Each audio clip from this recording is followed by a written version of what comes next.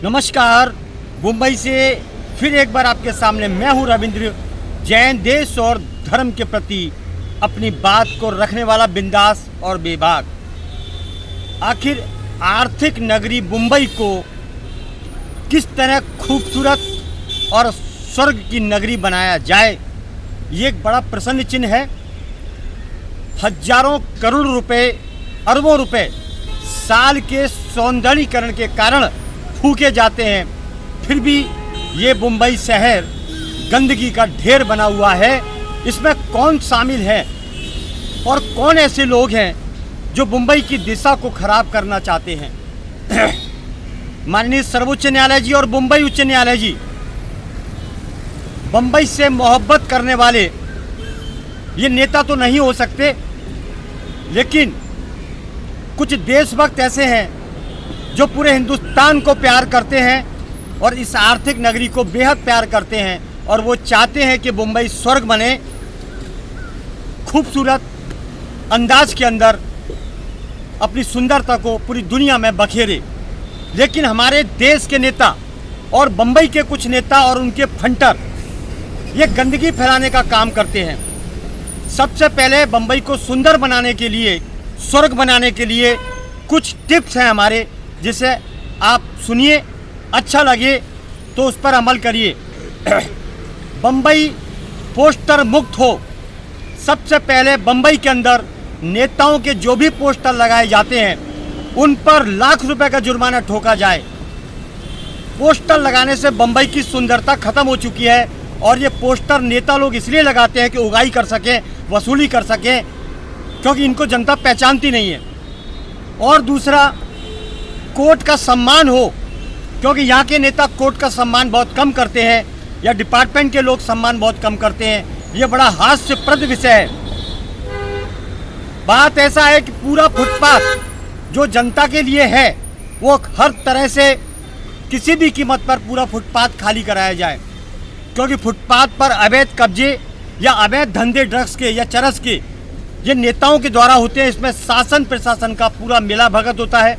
तू भी खा और मैं भी खाता हूँ, ये एक षड्यंत्र महानगरी में चालू है, जिसकी वजह से कॉलेज के लड़के, बच्चे बच्चियाँ ड्रग्सी हो चुके हैं, एक सिगरेट ड्रग्स चरस के आदी हो चुके हैं। इनमें शासन प्रशासन शामिल है।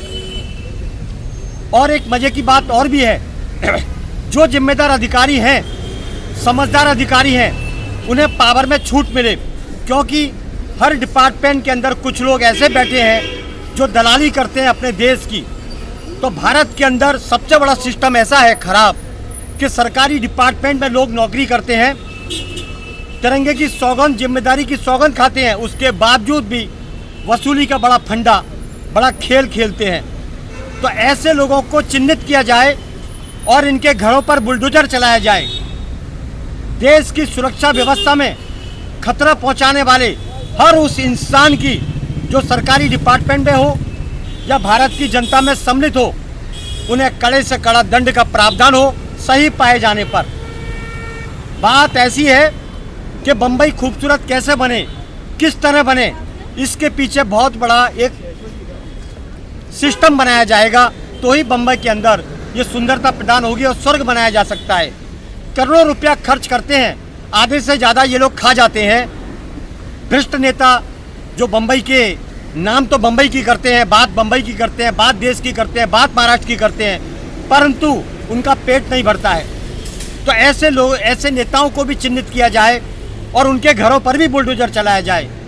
आम आदमी के ऊपर जो कानून लागू होता है, वही कानून शासन प्रशासन के हर एक व्यक्ति के ऊपर लागू होना चाहिए, ईमानदारी से और जिम्मेदारी से।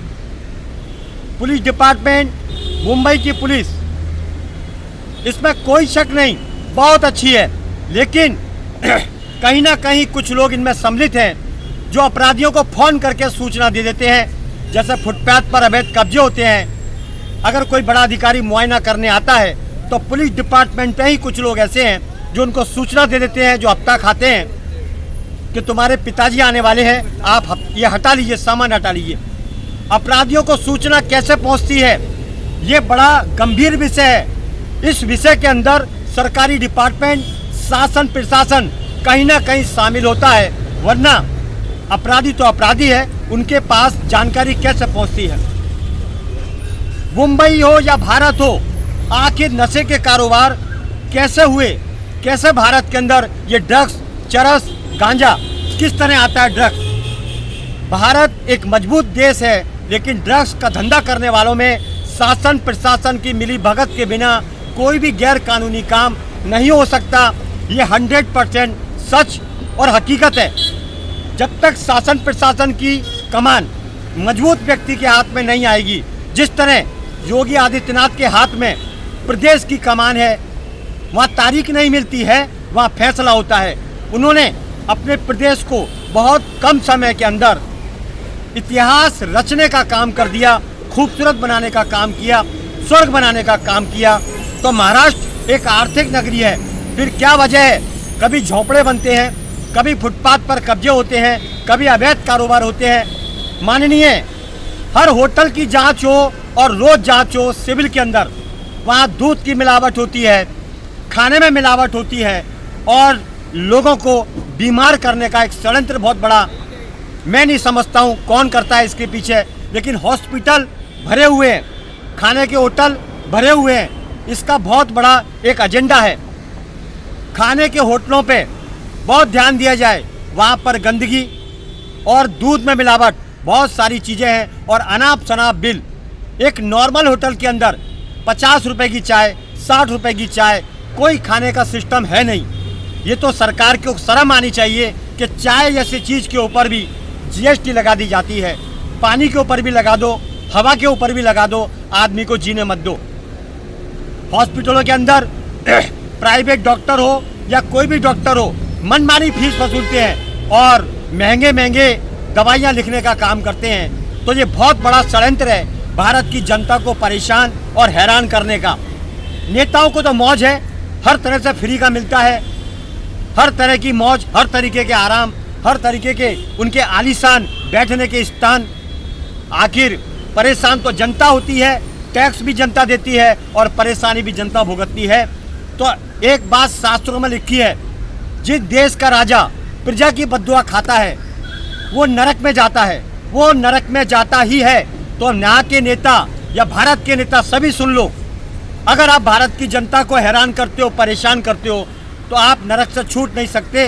बेशक मंदिरों में दान करो, पुण्य करो, इसका कोई हिसाब नहीं होगा।